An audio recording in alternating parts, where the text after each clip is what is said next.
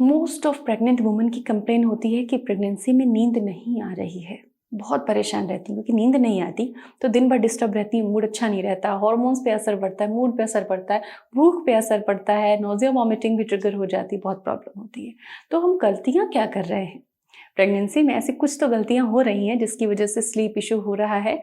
नमस्कार, स्वागत है आपका यूट्यूब बॉम में। और आज हम ढेर सारी बातों को समझेंगे जो आपकी स्लीप को अफेक्ट करते हैं, रेस्टलेस रखते हैं आपको। और अगर इनको समझ लिया तो आपकी स्लीप की क्वालिटी इंप्रूव हो सकती है। कई सारी स्टडीज़ को पढ़ने के बाद ये जानकारी मैं आप सभी के लिए लेकर आई हूँ कि क्या करना चाहिए जिससे कि प्रेगनेंसी में स्लीप बेटर हो सके। तो सबसे पहली बात, सबसे इंपॉर्टेंट बात जो स्टडी में जाहिर हुई है कि लेफ्ट की तरफ सोना हमेशा के लिए वाइज है। जब आप प्रेग्नेंट होती हैं उससे बच्चे को ऑक्सीजनेटेड ब्लड मिलता है, इट्स टू गुड।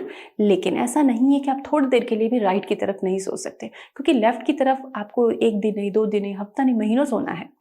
पूरी प्रेगनेंसी के 9 महीने बिताने हैं आपको। तो ऐसे में पूरी तरह लेफ्ट सोने से आपको बहुत ज़्यादा पेन और इशू हो सकता है। तो ऐसे में थोड़ी देर के लिए आप राइट टर्न ले सकते हैं, ये सेफ है।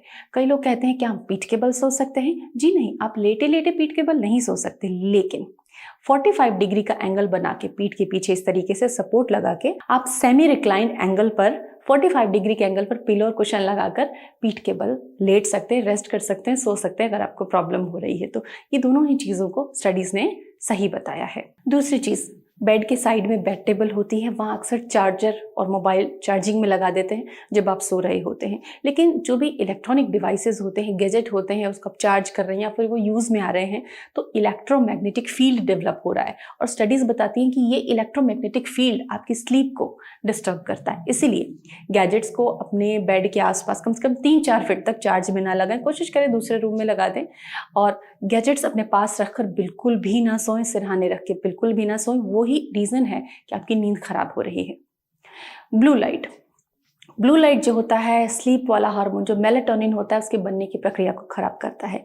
इसलिए ब्लू लाइट नहीं, वार्म लाइट्स का यूज़ करें अपने घर में। इवन अगर आप रात को लाइट लगा के सोते हैं तो वो भी गलत है। कमरा डार्क होना चाहिए जिससे मेलाटोनिन का प्रोडक्शन अच्छा हो और आपकी स्लीप अच्छी हो, आप काफ़ी रिफ्रेश महसूस करें जब आप सुबह उठें। कई एसिडिक फूड्स जैसे मायोनीज है, सॉस है, चटनी है, प्रिजर्वेटिव वाला फूड जो आप खाते हैं, ये अगर आप रात को लेते हैं तो आपको एसिडिटी, हार्टबर्न ट्रिगर करेगा और आपकी स्लीप खराब हो सकती है। दूसरा, लेट नाइट खाना खाना और हैवी खाना खाना, तो ये भी आपकी स्लीप को डिस्टर्ब करता है। खाना सोने से कम 2 घंटे पहले खाइए और उसके बाद आप अच्छी नींद ले पाएंगे, ये वादा है हमारा। स्टडीज़ ये भी बताती हैं कि जो महिलाएं प्रेगनेंसी में एक्सरसाइज नहीं करती हैं, चलती फिरती नहीं हैं, बहुत लेथार्जिक हैं, घर में बैठी ही रहती हैं, most of time physically active नहीं है, उनकी भी स्लीप डिस्टर्ब रहती है। So do exercise for good sleep. आपको एक्सरसाइज करना चाहिए, थोड़ा वॉक करें, थोड़ा सा एक्सरसाइज करें। मैंने भी आप सभी के लिए कई सारे वीडियोज़ बनाए हैं एक्सरसाइज पर, आप उन्हें ज़रूर देखें। So stay tuned. Thanks for watching. Take care. Bye bye.